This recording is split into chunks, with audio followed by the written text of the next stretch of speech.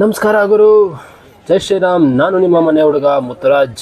Welcome to my new series blog guys. ಇವತ್ತು ನಮ್ಮ ತಿರುಪತಿ ವೆಂಕಟೇಶ್ವರ ಸ್ವಾಮಿಯ ಪಾಣಿ ಸೇವೆ ನಡೀತಾ ಇದೆ. ಏನು ಈ ಪಾಣಿ ಸೇವೆ ಅಂದರೆ, ಇಡೀ ಯಡಿಯೂರು ಹೋಬಳಿಲಿ ಎಷ್ಟು ಜನ ದಾಸಪ್ಪಂದಿರೋರೋ ಅವರಷ್ಟು ಜನ ಪಾಣಿ ಸೇವೆ ಮುಗಿಸ್ಕೊಂಡು ಪಾದಯಾತ್ರೆ ಸ್ಟಾರ್ಟ್ ಮಾಡ್ತಾರೆ. ಅದು ತಿರುಪತಿಗೆ. ಪ್ರತಿ ವರ್ಷವೂ ಈ ಪಾಣಿ ಸೇವೆ ನಡೀತಾ ಬರುತ್ತೆ. ಸೊ ನಮ್ಮ ಆಚಾರ ವಿಚಾರಗಳನ್ನ ನಾವು ಯಾವತ್ತೂ ಮರಿಬಾರ್ದು. ಈ ಆಚಾರ ವಿಚಾರ ಬಂದೇನು ಈಗ ಒಂದೆರಡು ವರ್ಷಗಳಿಂದ ಅಲ್ಲ, ನಮ್ಮ ತಾತ ಮುತ್ತಾತರ ಕಾಲದಿಂದನೂ ಈ ಆಚಾರ ವಿಚಾರ ಅನ್ನೋದೆಲ್ಲ ಇತ್ತು. ಹಾಗೂ ಅದೇ ಥರ ಪಾಲಿಸ್ಕೊಂಡು ಬರ್ತಾಯಿದ್ದೀವಿ ನಾವು ಕೂಡ. ಈ ಪಾಣಿ ಸೇವೆ ಕೂಡ ಹಾಗೆ ನಾವು ಎಲ್ಲೂ ಮರ್ತಿಲ್ಲ, ಮರೆಯೋದು ಇಲ್ಲ. ನಮ್ಮ ಮುಂದಿನ ಪೀಳಿಗೆಗೋಸ್ಕರ ಆದರೂ ಇಂಥ ಪದ್ಧತಿಗಳನ್ನೆಲ್ಲ ಉಳಿಸ್ಕೊಂಡು ಎಲ್ಲ ತಂದೆ ತಾಯಿಗೂ ಹಾಗೂ ಹೆಣ್ಣು ಮಕ್ಕಳಿಗೂ ಒಂದು ವಿಚಾರ ತಲುಪಿಸ್ಬೇಕು.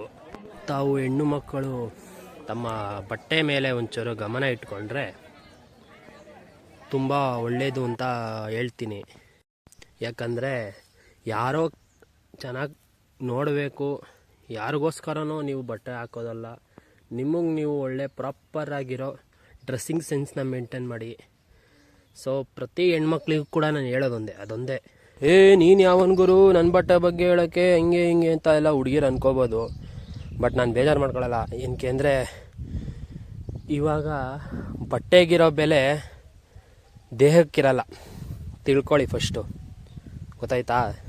ಇವತ್ತು ಬೇರೆ ಹೆಣ್ಮಕ್ಳಿಗೆ ಆಗಿರೋ ಅನ್ಯಾಯ ನಾಳೆ ನಮ್ಮನೆ ಮಕ್ಳುಗಳಿಗೆ ಆಗಬಾರ್ದು ಅಂತ ಹೇಳೋಕೊಳ್ತಿರೋದು.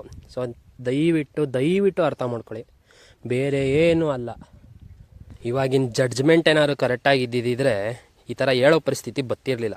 ಏಕೆಂದರೆ 12 ವರ್ಷ ಹಿಂದೆ ಆಗಿರೋ ಆ ಕೇಸಿನ ಬಗ್ಗೆ ತಿರ್ಗಾ ಯಾರು ಇವಾಗ ಎತ್ತುತ್ತಿರಲಿಲ್ಲ. ಅದಕ್ಕೆ ಒಂಚೂರು ತಿಳ್ಕೊಳ್ರಿ ಎಲ್ಲರೂ, ಹುಡುಗರೇ ಆಗಲಿ ಹುಡುಗಿರೇ ಆಗಲಿ, ಹೇಳೋ ಕರ್ತವ್ಯ ಎಲ್ಲರದು ಒಂದೇ.